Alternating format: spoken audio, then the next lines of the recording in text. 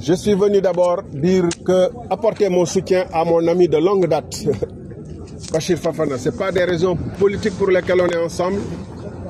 J'ai déjà dit que quand je quittais mes fonctions de représentant de la SECNA en janvier 2008, dans des conditions assez difficiles, il était un des reporters qui était venu couvrir la cérémonie de départ.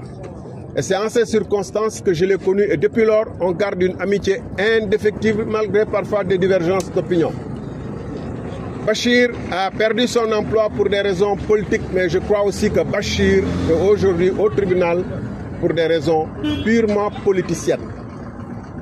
Je suis député à l'Assemblée nationale et c'est rarement que j'aborde le PINS qui le symbolise, en dehors de l'hémicycle. Mais je suis venu dire aujourd'hui qu'en tant que député, je suis indigné par ce procès.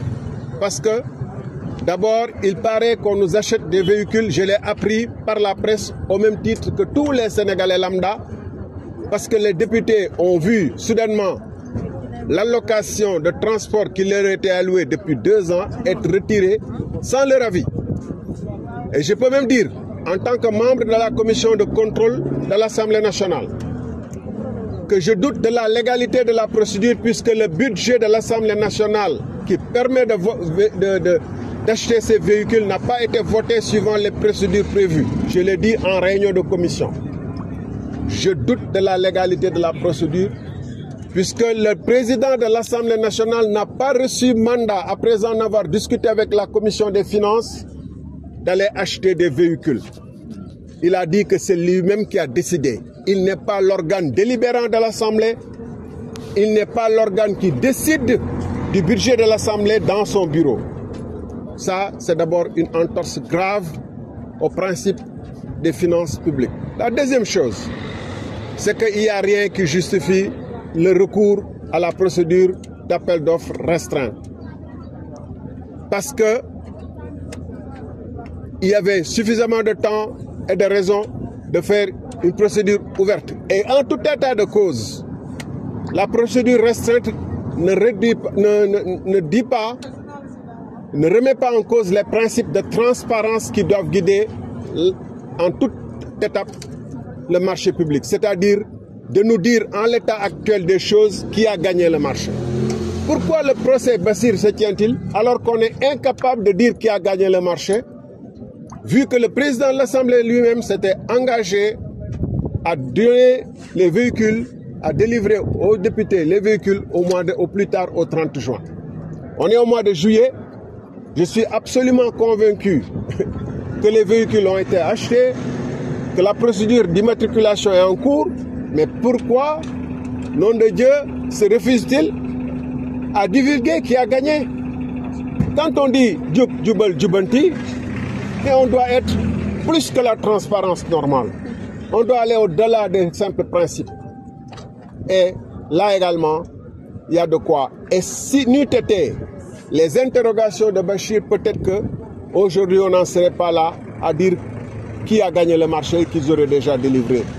Je terminerai par dire que ce qui est plus grave à l'heure actuelle, c'est les attaques répétées de l'exécutif contre la justice, au prétexte qu'il dirige le procureur de la République. Nous l'avons entendu hier. Mais ce n'est que la énième goutte d'eau. Chaque fois qu'il pose un acte et que les cours et tribunaux, la haute hiérarchie de la justice se tait, que l'union des magistrats se tait, que les professeurs de droit se taisent, que les associations de droits de l'homme se taisent, ils posent un autre acte supplémentaire. On l'a vu s'en prendre à plusieurs reprises à la justice, à menacer des citoyens que ce serait leur dernière campagne électorale, à désigner des gens qui finalement ont été mis aux arrêts de rigueur.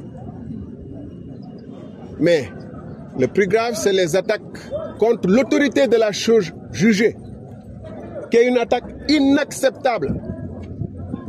Quand il le faisait en tant qu'opposition, c'était déjà inacceptable, parce que tout citoyen doit accepter les règles du jeu de la République, mais quand il le fait en tant que Premier ministre, cela devient inacceptable parce que c'est la porte ouverte au chaos. Désormais, tout citoyen peut juste douter de la justice, surtout Si la justice se tait, si les présidents d'institutions, Conseil constitutionnel, Cour suprême, Cour Cour des comptes se taisent, si le ministre de la Justice, qui est un magistrat, se tait, si l'UMS se tait, désormais tout citoyen qui estime être mal jugé peut dire que arrose sur la justice et que cette justice n'est pas une justice juste.